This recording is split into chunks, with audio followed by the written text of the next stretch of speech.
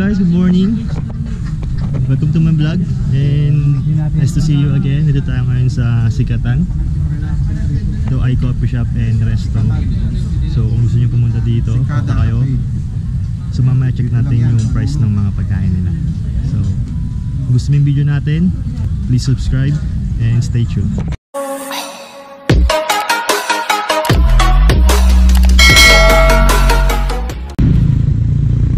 Kung galing kang south, to be exact sa Alabang, dadaan tayo ng West Service Road or East Service Road papuntang Bikutan Taguig. From Bikutan Taguig, madadaanan natin ang C6, Taytay, Angono at Binangonan.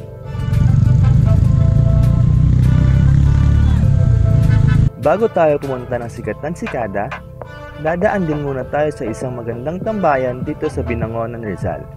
Ito ay may overlooking ng Laguna Bay. Dito rin madalas na tambay ang mga lokal sa hapon. Mas maiging magdala na kayo ng pagkain kung gusto niyong tumambay with someone habang nagkukwentuhan. Kung gusto niyong pumunta sa lugar na ito, ang pangalan ng lugar na ito ay Antenna Hills.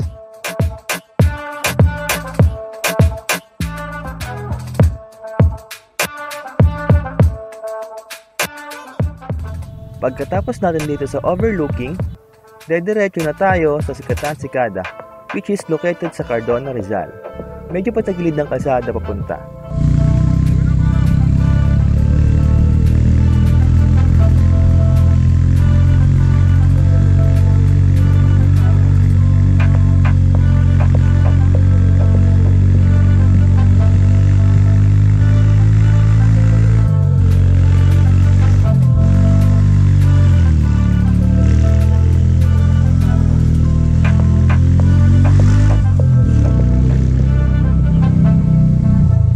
Kung may dala kang car, meron silang parking space. So di kailangan mag-alala kung saan iiwan ang sasakyan. Tara, pasok tayo.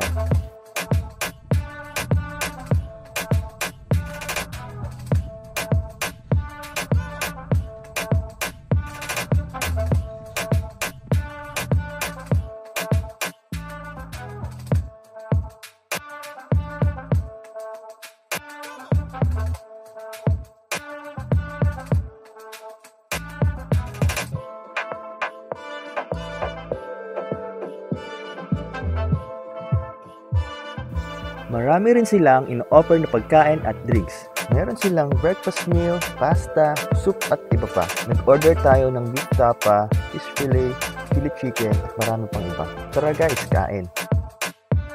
At sa mga gusto magkape pagkatapos kumain, nag-offer din sila ng coffees.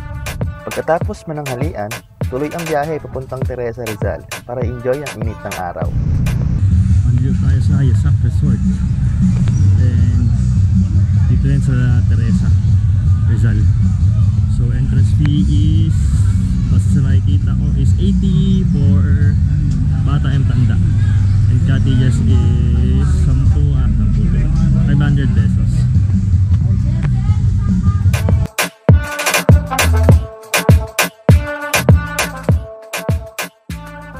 At kung nagustuhan mo ang video, huwag kalimutang subscribe ang channel.